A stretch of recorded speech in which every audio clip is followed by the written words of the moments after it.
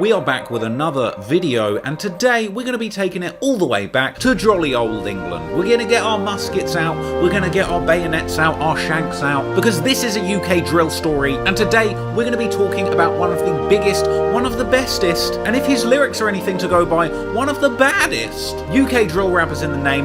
I'm talking about Digga D, aka Diggles. But don't let the name fool you. Despite sounding like a character out of a children's cartoon show, I assure you that Digga D ain't anybody to be messed with. Now, I've spent the last week thoroughly enjoying Digga D's third mixtape, Naughty by Nature. It's absolutely fire if you ask me. If you're an American fan, there's a lot to enjoy on this project. He's got numerous tracks that are inspired by American 50 Cent songs. Pump 101 has a beat that you may find familiar. Hold It Down, an interpolation of 50 Cent's 21 Questions. And he's also made the effort to get the Americans involved too. He's got B Love on the track What You Reckon, which was an absolute banger if you ask me. The Bronx and the UK finally linked up. We've got G-Lock with Moneybag Yo, that's a banger of a track, very unexpected collab if you ask me. He's even got Orlando drill legend Hot Boy on a track called Rambo, all about swinging shanks at your ops' faces and cutting it up. Apparently even Hot Boy is not scared of swinging a shank and ripping somebody's face open like goddamn John Travolta and Nicolas Cage in that movie about cutting faces off. Other standout tracks from the project that I'm a big fan of include Load Up and Main Road, because I can't lie, I just love a booming UK drill beat and some crime talk. It's what the genre's all about, people. It's a very good album. Now, I know a fair bit about Digga D. I've seen his BBC documentary. I've followed his career since the days when he was getting his music banned, when he was rolling with the gang/rap crew 1011, who actually received an injunction from the police banning them from making music at one point. But today, with the help of my homie Mark, I'm going to be taking a slightly closer look at Digga D's backstory to understand just how much of a shooter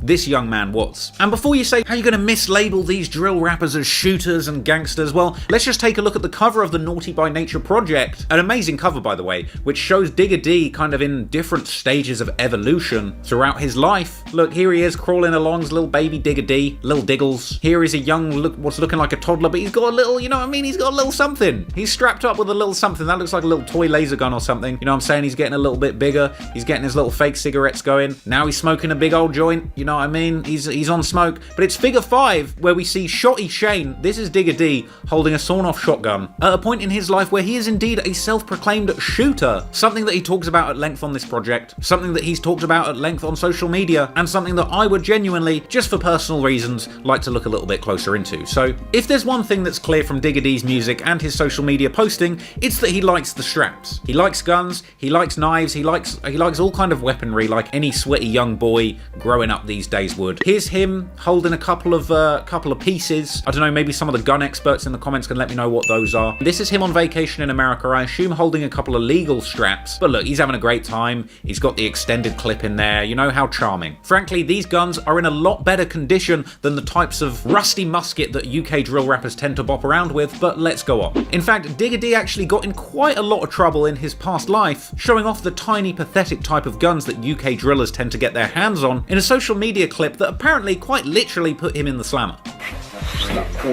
Show them the side of the burn us for dice. That is a young Digga D showing off what looks to be 2 very small pistols. Show them the side of the sort of, I don't know what they call these little baby guns. I hear rappers in the UK talking about baby 9s. I suppose that's what he's showing off. But it's just kind of ironic, like he's got the gloves on, but I better put gloves on so I don't leave fingerprints on these guns. But also, it's going straight on Snapchat, baby. Straight up bait face, no bally, none of that, and he's just showing off. Show them the side of the Homie even told him to show the side of it in case the feds didn't have enough evidence. Goddamn.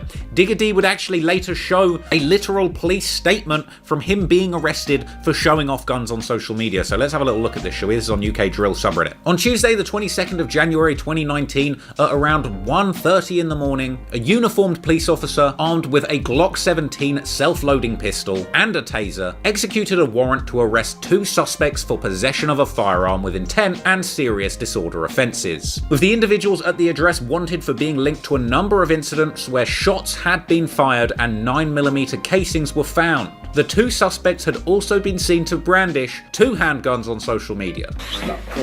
Show them the side of the Burners for days. The officer approached the door and then shouted through it, "Armed police, anyone inside, please come to the door with your hands on your head, do it now." The officer pointed his Glock into the address to cover any threat that might come from inside, before warning them about armed police dogs. The officer then heard a male's voice, which very well may have been Digga D, saying, "I'm here, we're coming down." The officer then asked the male to walk slowly out from the corridor where the stairs were, with a young man who he believed to be one of the suspects on the warrant then coming from around the corner with his hands on his head, while the officer continued to point the Glock at him, telling him to keep his hands on his head and walk slowly towards him, with the male being taken away from the address and the next suspect being removed from the property in the same manner as the first. So look, Digga D is really out here sitting in his crib with little tiny pistols, posting them on social media, and the feds are coming around immediately. But why on earth would the feds not want Digga D and his homeboys to have a pistol? Well, people, let me direct you to a little incident where Digga D and his former crew 1011 were involved in a shooting in the middle of a busy London street for all to see. Now look, it's a little bit hard to understand exactly what's going on here, but this is basically just a massive brawl, knife fight, shootout going on in the middle of the street. People are trying to gain access to cars. It's freaking GTA out here. And look,